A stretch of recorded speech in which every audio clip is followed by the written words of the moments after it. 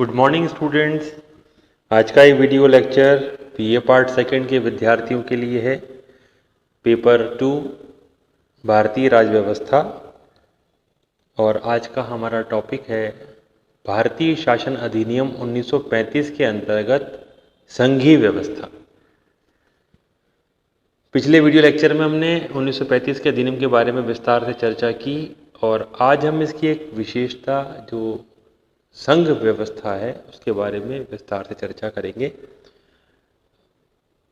जैसे जैसे भारत में राष्ट्रवाद प्रबल होता जा रहा था, ये बात महसूस की जा रही थी कि भारत में जिस प्रकार की सांस्कृतिक भौगोलिक विविधताएं हैं, उन विविधताओं के लिए भारत में संघीय शासन प्रणाली ही सर्वोत्तम और श्रेष्ठ हो सकती है।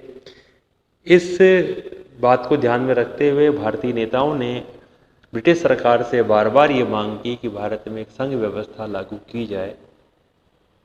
ब्रिटिश सरकार भारतीयों की इस बात को, इस मांग को मानने के लिए तैयार तो थी, परंतु वो कोई भी काम बिना अपने स्वार्थों के नहीं करते थे। इसलिए उन्होंने एक संघ व्यवस्था का प्रस्ताव तो बनाया, परंतु वो संघ व्यवस्था का प्रस्ताव इस प्रकार बनाया गया जो पूरी तरह से ब्रिटिश साम्राज्य के हित में था, ब्रिटिश साम्राज्य का हिमायती था। क्या संघ व्यवस्था बनाई इन्होंने?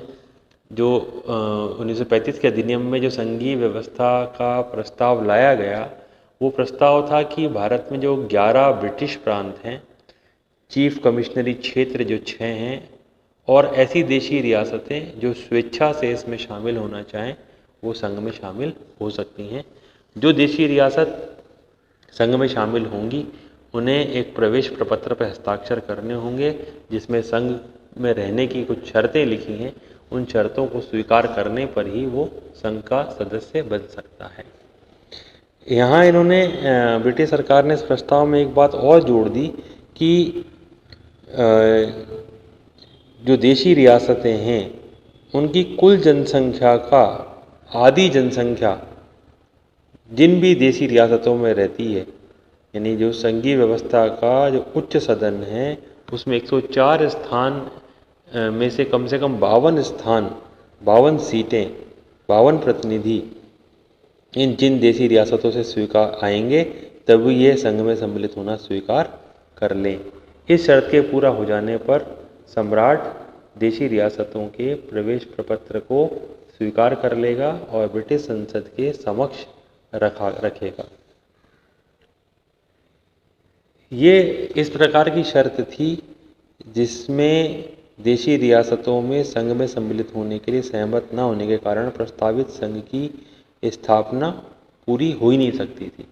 यानी इन्होंने संघ का ऐसा ढांचा प्रस्तुत किया जिसे साकार रूप में लाना बहुत ही कठिन या मैं कहूँ बहुत ही मुश्किल था। इस संघीय व्यवस्था को संचालित करने के लिए संघीय कार्यकारिणी बनाई गई, यानी संघ में उत्तरदायी शासन स्थापित किया गया। संघीय विषयों को 2 भागों में बांटा गया, रक्षित विषय, हस्तांतरित विषय।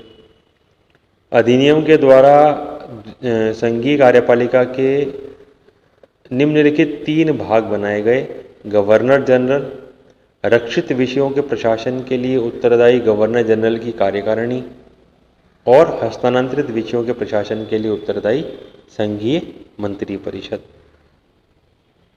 तो सबसे पहले संघीय कार्यकारिणी में ये 3 भाग हैं: गवर्नर जनरल की कार्यकारिणी और संघीय मंत्री परिषद।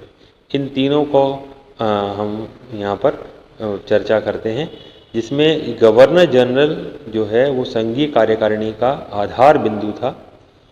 भारत का संपूर्ण प्रशासन की जिम्मेदारी गवर्नर जनरल की थी। उससे इस बात की आशा की जाती थी कि वह परस्पर संघर्षशील तत्वों में एकता बनाए रखते हुए प्रत प्रदर्शन का कार्य करेगा। उसको इस अधिनियम के द्वारा व्यापक शक्तियां प्रदान की गई थी। कौन कौन सी शक्तियां इनके गवर्नर जनरल को प्राप्त थी? उसमें सबसे पहली शक्ति है सम्राट के प्रतिनिधि के रूप में कार्य करना। गवर्नर जनरल के द्वारा वायसराय के नाम पर ब्रिटिश साम्राज्य के भारत स्थित सर्वोच्च प्रतिनिधि के रूप में देशी रियासतों पर प्रभुता का प्रयोग किया जाता था। उनकी इन शक्तियों में संघीय व्यवस्थापिका को हस्तक्षेप करने का कोई अधिकार नहीं था। रियासतों के संघ में सम्मिलित हो जाने पर उसकी इन शक्तियों पर कोई प्रभाव नहीं पड़ता था। दूसरा, रक्षित विषयों के प्रशासन का अधिकार। वायसराय के नाम से रक्षित विषयों के प्रशासन का पूर्ण अधिकार उसे प्राप्त था, जैसे प्रतिरक्षा, वैदेशिक मामले, धार्मिक मामले, कबायली क्षेत्रों का प्रबंध। ये 4 प्रमुख विभाग थे जो रक्षित विषयों के अंतर्गत आते थे और ये गवर्नर जनरल इनको हैंडल करता था। तीसरा, गवर्नर जनरल द्वारा स्वविवेक से प्रयोग किए जाने वाले अधिकार, जिसमें इस बात का निर्णय उसी के हाथ में था कि कोई विषय गवर्नर जनरल के विवेक अथवा व्यक्तिगत निर्णय के क्षेत्र के अंतर्गत आता है अथवा नहीं। मंत्रियों को चुनने, आमंत्रित करने और पद ग्रहण करने के संबंध में, संघीय व्यवस्थापिका में भाषण देने, विचाराधीन प्रस्तावों के बारे में संघीय व्यवस्थापिका को सूचना देने के संबंध में, ये कुछ विवेकाधिकार कह सकते हैं हम जो उसको प्राप्त थे। चौथा, गवर्नर जनरल के विशेष उत्तरदायित्व भी थे, जैसे संपूर्ण भारतवर्ष अथवा उसके किसी एक भाग में शांति और सुरक्षा की व्यवस्था, संघीय शासन की आर्थिक स्थिरता एवं साख की रक्षा, लोक सेवाओं के सदस्यों के वैधानिक एवं अन्य अधिकारों का संरक्षण, अल्पसंख्यकों के उचित हितों का संरक्षण। ये कुछ विशेष उत्तरदायित्व गवर्नर जनरल के थे। इसी प्रकार गवर्नर जनरल को विधायी, प्रशासकीय और वित्तीय क्षेत्र की भी शक्तियां प्राप्त थी। प्रशासकीय शक्तियों के अंतर्गत मंत्रियों की छांट, संघीय न्यायालय के कार्यवाहक मुख्य न्यायाधिपति, संघीय रेलवे बोर्ड के सदस्य, रिजर्व बैंक के गवर्नर की नियुक्ति, पदच्युति, महत्वपूर्ण कानूनी प्रश्नों पर संघीय न्यायालय की सम्मति मांगना, अवशिष्ट विषयों का वितरण करना, दंडित अभियुक्तों को क्षमा प्रदान करना, ये कुछ प्रशासनिक कार्य गवर्नर जनरल के पास जो आज राष्ट्रपति के पास हैं। विधायी क्षेत्र में कुछ विशेष प्रकार के विधेयकों को प्रस्तुत करने से पूर्व स्वीकृति देना, विधायी एवं वित्तीय प्रक्रिया के नियमन हेतु नियम बनाना, राज्य परिषद के 6 सदस्यों की नामजदगी करना, वित्तीय क्षेत्र में विधानमंडल के दोनों सदनों के सामने वार्षिक वित्त विवरण अथवा पूरक विवरण रखना, संघीय सभा द्वारा अनुदान की किसी मांग के कम और अस्वीकृत किए जाने पर उसे मौलिक रूप से ही राज्य परिषद के सामने रखने का निर्देश देना, विभिन्न अनुदानों की मांगों के लिए सिफारिश करना, संयुक्त बैठक बुलाना, ये कुछ मुद्दे वित्तीय क्षेत्र में। प्रांतीय क्षेत्र में गवर्नर जनरल की शक्तियां, जिसके अंतर्गत भारत या उसे किसी भाग जिसमें ब्रिटिश प्रांत सम्मिलित थे की शांति और सुरक्षा बनाए रखना, प्रांतीय गवर्नरों को अपने स्वविवेकी अधिकारों और वैयक्तिक निर्णय के अधिकारों का उपयोग करने का निर्देश देना, प्रांतीय व्यवस्थापिका सभा में प्रस्तावित कुछ विधेयकों अथवा संशोधनों पर पूर्व अनुमति देना, प्रांतीय सरकार की अर्थव्यवस्था की देखभाल करना। चीफ कमिश्नर के प्रांतों का प्रशासन, ये भी गवर्नर जनरल की ड्यूटी थी। दिल्ली, अजमेर, मेरवाड़ा, कुर्ग, अंडमान निकोबार द्वीप समूह, पंथ पिपलोदा, ये कुछ चीफ कमिश्नरी क्षेत्र थे। इसका प्रशासन का भार चीफ कमिश्नर पर होता था, परंतु इन क्षेत्रों के प्रशासन के लिए अंतिम रूप से गवर्नर जनरल ही उत्तरदायी था। कुछ असाधारण शक्तियां भी गवर्नर जनरल के पास थी, जैसे अध्यादेश जारी करने की शक्ति, गवर्नर जनरल के नियम बनाने व लागू करने की शक्ति, संकटकालीन शक्तियां, ये कुछ असाधारण कह सकते हैं, कुछ विशेष शक्तियां प्राप्त थी जो किसी भी संकट की स्थिति को से निपटने के लिए, कुछ विशेष परिस्थितियों का सामना करने के लिए गवर्नर जनरल को दी गई थी। इस गवर्नर जनरल की शक्तियों के बाद में जो दूसरा भाग है वो है कार्यकारिणी परिषद। गवर्नर जनरल को अपने स्वविवेक के अंतर्गत रक्षित विभागों का प्रशासन कार्यकारिणी सदस्यों के सहायता से चलाना था, जिनकी संख्या 3 से अधिक न हो। कार्यकारिणी परिषद के इन सदस्यों की नियुक्ति गवर्नर जनरल द्वारा की जाती थी और वे प्रत्यक्ष रूप से उसी के प्रति उत्तरदायी थे। कार्यकारिणी परिषद के इन सदस्यों की स्थिति पुरानी कार्यकारिणी के सदस्यों के समान थी। तीसरा भाग आ गया मंत्री परिषद, हस्तांतरित विषयों के लिए, है ना। Governor general number 1, number 2 governor general की कार्यकारिणी परिषद जो रक्षित विषयों के लिए थी, और नंबर 3 हस्तांतरित विषयों के लिए मंत्री परिषद। तो हस्तांतरित विषयों के प्रशासन के लिए गवर्नर जनरल को एक मंत्री परिषद नियुक्त करनी थी जिनकी संख्या 10 से अधिक ना हो। इसका काम उसको सहायता और परामर्श देना था। अधिनियम की 10वीं धारा में स्पष्ट किया गया था कि गवर्नर जनरल के मंत्री उसी के द्वारा चुने जाएंगे, वही उन्हें शपथ ग्रहण कराएगा और उसकी इच्छा पर्यंत ही वे कार्य संचालन करेंगे। तो ये संघीय व्यवस्था के अंतर्गत जो संघीय कार्यपालिका है उसकी चर्चा हमने की, जिसके अंतर्गत गवर्नर की कार्यकारिणी और मंत्री परिषद तीनों भाग आ गए। अब संघीय व्यवस्था के अंतर्गत दूसरा बिंदु ले रहे हैं हम, संघीय व्यवस्थापिका। इस अधिनियम के द्वारा द्विसदनात्मक व्यवस्थापिका का उपबंध केंद्र के लिए किया गया, जिसमें 2 सदन बनाए गए, राज्य परिषद और संघीय सभा। राज्य परिषद संघीय व्यवस्थापिका का उच्च सदन था जिसमें सदस्यों की संख्या 260 निश्चित की गई। इसमें 156 प्रतिनिधि ब्रिटिश भारत का प्रतिनिधित्व करने के लिए थे। शेष 104 सदस्यों को देशी रियासतों के प्रतिनिधियों के रूप में रियासतों के शासकों द्वारा मनोनीत किया जाना था। राज्य परिषद एक स्थायी सदन था, इसका विघटन नहीं हो सकता था। सदस्यों का कार्यकाल 9 वर्ष था, तथापि 1/3 सदस्य प्रति 3 वर्ष बाद हट जाने की व्यवस्था थी। दूसरा सदन है संघीय सभा। संघीय व्यवस्थापिका के निम्न सदन का नाम संघीय सभा था। इसकी सदस्य संख्या 375 निश्चित की गई थी, जिनमें से 125 देशी रियासतों के लिए थे। ब्रिटिश भारत के 250 स्थानों में से 4 स्थान अप्रांतीय रूप में व्यापार, उद्योग और श्रम के लिए निश्चित किए गए थे। शेष 246 स्थान विभिन्न प्रांतों में वितरित किए गए थे। संघीय सभा का कार्यकाल 5 वर्ष निश्चित हुआ था।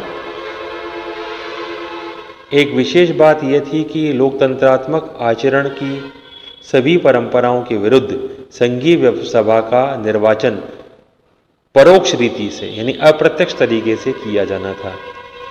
राज्य परिषद और संघीय सभा दोनों के द्वारा अपने सदस्यों में से अध्यक्ष और उपाध्यक्ष का चुनाव किया जाता। सदनों के इन अध्यक्षों को केवल निर्णायक मत देने का अधिकार होता। तो ये संगठन था संघीय व्यवस्थापिका का। अब संघीय व्यवस्थापिका के पास कौन कौन सी शक्तियाँ थीं, जिसमें पहला बिंदु है विधायी शक्ति। निश्चित रूप से व्यवस्थापिका का जो सबसे महत्वपूर्ण काम होता है वो है विधायन करना, यानी कानूनों का प्रस्ताव तैयार करना और उसकी चर्चा व्यवस्थापिका में करना। तो संघीय व्यवस्थापिका को संघीय सूची और संवर्ती सूची में उल्लेखित विषयों पर कानून बनाने की शक्ति प्रदान की गई। यदि गवर्नर जनरल संकट की घोषणा कर देता तो संघीय व्यवस्थापिका प्रांतीय सूची के विषयों पर भी कानून का निर्माण कर सकती थी। प्रत्येक विधेयक के लिए दोनों सदनों द्वारा स्वीकृत होना आवश्यक था और पारस्परिक मतभेद की स्थिति में संयुक्त बैठक में बहुमत के आधार पर निर्णय किया जा सकता था। दूसरी शक्ति है वित्तीय शक्ति, जिसके अंतर्गत कुछ खास बातों पर हम चर्चा कर रहे हैं।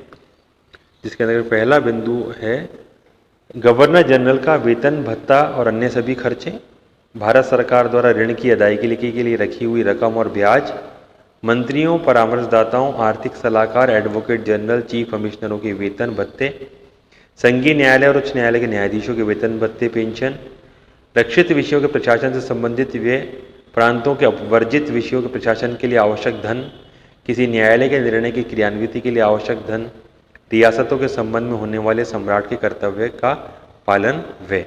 ये कुछ वित्तीय शक्तियाँ थी जो संघीय व्यवस्थापिका को प्राप्त थी। तीसरी शक्ति कार्यपालिका पर नियंत्रण।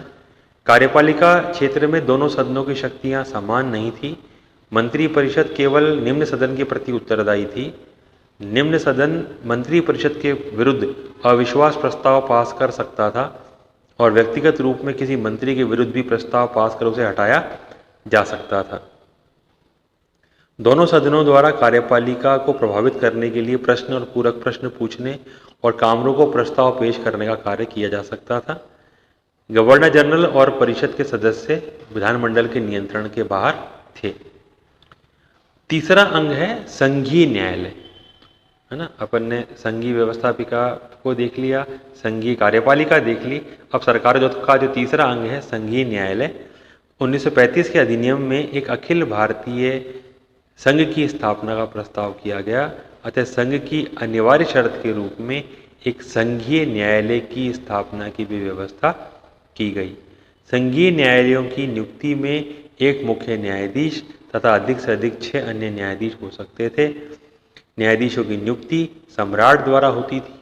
ये सदाचार पर्यंत 65 वर्ष तक की आयु तक अपने पद पर रह सकते थे और इसके पूर्व उन्हें कदाचार अथवा मन शरीर की दुर्बलता के आधार पर ही सम्राट द्वारा अपदस्थ किया जा सकता था। प्रधान न्यायाधीश का वेतन 7,000 रुपये और अन्य न्यायाधीशों का वेतन 5500 रुपये मासिक था। यह वेतन केंद्रीय राजस्व के मत निरपेक्ष भाग से दिया जाता था और न्यायाधीशों के कार्यकाल में वेतन में कटौती नहीं की जा सकती थी।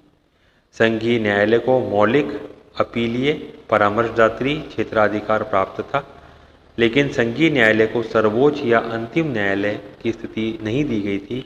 उसके निर्णय के विरुद्ध लंदन की प्रीवी काउंसिल की न्यायिक समिति में अपील की जा सकती थी। व्यवहार में 1 अप्रैल 1937 को इस संघीय न्यायालय की स्थापना की गई। इस न्यायालय ने पूर्ण निष्पक्षता और स्वतंत्रता पूर्वक कार्य किया। तो ये जो संघीय व्यवस्था का जो प्रश्न है 1935 के अधिनियम के अंतर्गत, इसमें हमें यही ध्यान रखना है कि हम तीनों अंगों के बारे में थोड़ी थोड़ी बातें लिखें, क्योंकि काफ़ी लेंदी क्वेश्चन हो जाता है, लेकिन हमको तीनों चीज़ों को लेके चलना है। संघीय कार्यपालिका भी लेनी है जिसके अंतर्गत गवर्नर की कार्यकारिणी और मंत्रिपरिषद को लेना है। संघीय व्यवस्थापिका को लेना है जिसके अंतर्गत दोनों सदनों का संगठन, राज्यसभा और संघीय सभा, और संघीय व्यवस्थापिका की शक्तियाँ, विधायी, वित्तीय और कार्यपालिका संबंधी शक्ति, और तीसरा अंग संघीय न्यायालय। तो इन तीनों को समायोजित करके ही इस टॉपिक पर एक अच्छा उत्तर लिखा जा सकता है। धन्यवाद।